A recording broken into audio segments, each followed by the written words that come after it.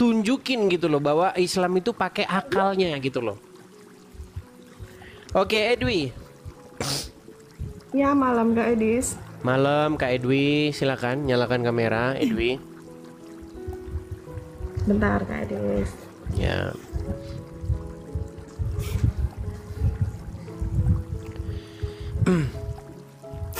Kita nggak usah bahas yang tinggi-tinggi sama mereka, nggak nyambung nanti mereka dibahas itu aja mereka nggak ngerti.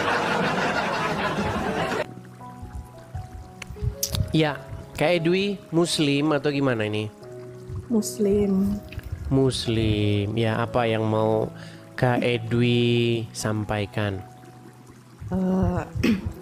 Gini Kak Edis mau tanya aja ya. Apa itu? Kalau di ini ya di kekristenan itu, ketika seorang Kristen menjadi mu'alaf, Ketika seorang Kristen menjadi mualaf, maksudnya jadi Islam gitu ya? wah, jadi Islam, terus ketika ada keluarganya, orang tuanya yang meninggal dunia, apakah yang mu'alaf tadi boleh menyentuh atau tidak? Menyentuh.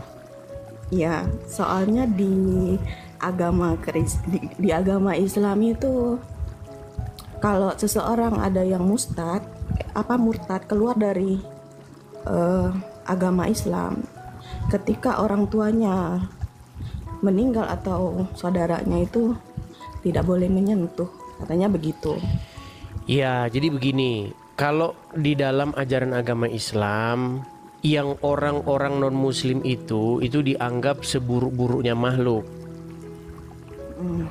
Jadi ya memang kalau kita belajar literatur Islam ya memang seperti itu. Mendoakan nggak boleh, jangan didoakan orang itu, tidak akan diampuni percuma didoakan begitu. Bahkan Muhammad saja pernah ditanya, kan ada seorang yang datang kepada Muhammad, dia bersedih. Dia nanya sama Muhammad begini, di manakah ayah dan ibuku? Katanya kepada Muhammad. Terus Muhammad bilang, ayah dan ibumu di neraka, katanya. Bersedihlah dia. Sambil pulang dia pergi bersedih. Lalu Muhammad memanggil lagi. Dia katakannya. Terus dia bilang, sesungguhnya ayahmu dan ayahku di neraka, begitu. Karena belum muslim, begitu. Oh. Tapi di kekristenan ada nggak seperti begitu? Nggak ada. Kristen itu dia nggak bicara soal label atau soal agamanya apa, ini enggak. Kristen itu berbicara mengenai bagaimana iman itu dieksekusi dengan perbuatan, begitu. Jadi kalau Anda Islam, begitu di KTP tertulis Islam, biarin aja di KTP tertulis Islam. Yang penting Anda melakukan apa yang diajarkan Yesus. Karena di dalam agama Kristen itu nggak ditanya KTP-nya. KTP-mu agamanya apa? Di akhirat misalnya ya, misalnya di hari penghakiman itu nggak ditanya KTP. Iya ya. Begitu. Seperti itu. Tapi saya mau nanya ini, Ya. beneran masih Muslim atau bagaimana? Iya. Mualaf atau bagaimana ceritanya? Enggak, Muslim. Muslim. Tapi kok saya sedikit meragukan ini. Saya agak sedikit meragukan. Coba bacakan ini. Karena kalau Muslim itu ujiannya itu harus pinter ngucapin Arab. Tanda seorang Muslim tuh itu. Iya. Karena begini, kalau saya baca Al-Quran, tanda seseorang Muslim itu ketakwaan. Itu menurut Al-Quran. Ya. Tapi kalau menurut orang Islam yang ada di lapangan, tanda seorang Muslim itu harus fasih kayak orang Arab. Coba bacakan surat Al-Quran seperti orang Arab. Coba silakan. Silakan. Ya nggak usah pasti-pasti lah Bang Edi, nggak bisa Harus kayak begitu. qalqala, harus qalqala. Karena dulu saya begitu, ya, Edwi. Jadi saya dulu waktu awal-awal itu sekitar 2012-an ya. Kami sering ini di Facebook kan, ngobrol debat-debat dikit gitulah di Facebook. Terus dia inbox saya, kalau kamu mau benar-benar belajar agama Islam, coba datangi ustadz terdekatmu. Pergilah saya ke masjid dekat rumah saya. Ada takmir masjidnya di situ, ada ustadznya. Nah, saya mau belajar nih sama dia, benar-benar nih, saya mau belajar dari orang Islamnya langsung. Saya tanya sama dia, Pak Ustadz, apa? Saya mau belajar agama Islam. Oh ya, coba diajarinlah surat Al-Ikhlas. Saya bacalah surat Al-Ikhlas itu kan. Saya baca begini, Qul huwallahu ahad. Dia bilang, salah. Bukan ahad, tapi ahad. Qul huwallahu ahad. Allahu samad. Tahu nggak? Saya nggak ngomong sama dia, saya nggak ngomong, saya jaga perasaan dia. Kan dalam hati saya begini, sialan, gue malah disuruh jadi orang Arab nih. Jadi ternyata setelah saya menyelidiki dengan seksama, ternyata memang di dalam agama Islam itu mereka itu hanya fokus bagaimana seseorang itu bisa membunyikan Al-Quran itu sesuai dengan logat bahasa Arab. Sedangkan artinya mereka nggak tahu.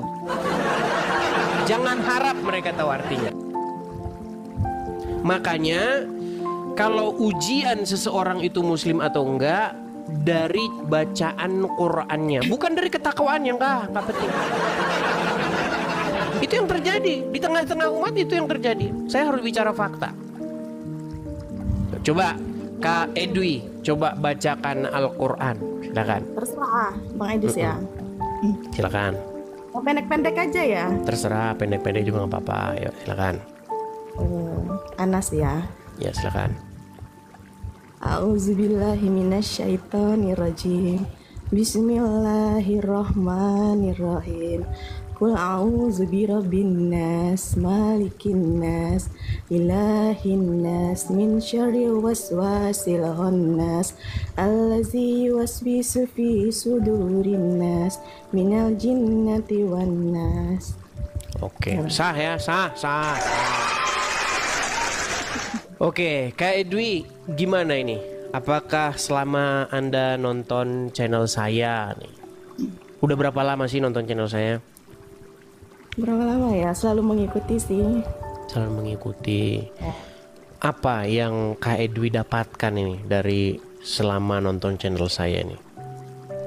Ya, ada benernya kadang-kadang. Kok kadang-kadang? Sungguh nekat yang nyata mengatakan kadang-kadang. Berarti jarang-jarang ini. Gini Kak Edwi, kalau Anda mengatakan kadang-kadang berarti intensitasnya ini cuma sedikit, ini jarang-jarang ini. Coba di bagian mana yang salahnya statement-statement saya, coba. Adalah kadang-kadang, tapi coba kadang-kadang kan bener ya kan. Coba yang salahnya di mana, coba. Tapi banyak benernya. Banyak benernya. Oke, coba sebutkan satu kesalahan. Kalau sanggup saya terjun dari Monas. Silakan. Gak ada sih, kalau kesalahan yang ini sih gak ada sih. Gak ada. Kan memang bener kan, Muhammad bilang kalau minum pakai tangan kanan, jangan pakai tangan kiri, karena setan minum pakai tangan kiri. Coba pertanyaan saya begini, Muhammad ngisep kecubung berapa batang sehingga dia bilang setan minum pakai tangan kiri? Dari mana dia dapat itu, saya tanya. Oh iya. Coba bantu saya untuk mendapatkan informasi dari mana Muhammad mengetahui bahwa setan minum pakai tangan kiri, makan pakai tangan kiri. Maka kuat dugaan Muhammad mengalami sebuah halusinasi tinggi. Lu iya. Terus dia bilang lagi, Sesungguhnya setan itu tidur di lubang hidung orang Islam. Coba, Kak Edwi coba. Dari mana Muhammad tahu setan tidur di lubang hidung orang Islam? Bang Edis, maaf sebelumnya ya. Aku udah habis waktunya. Bentar. Iya, soalnya aku lagi jagain pasien. Oh begitu. Kak Edwi di Taiwan. Ya. Oke. Jadi waktunya sudah habis, harus kembali ke kamar pasien. Jadi nggak ada waktu Kak lagi. Edwi. Iya oke. Maaf ya Bang Edis ya. Sama-sama Kak Edwi, selamat malam. Selamat bekerja kembali. Ingat, menurut ajaran agama Islam nggak boleh kerja malam.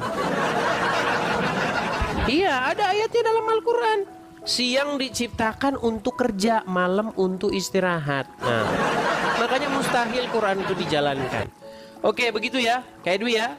Ya, terima kasih. Sama-sama. Saya turunkan.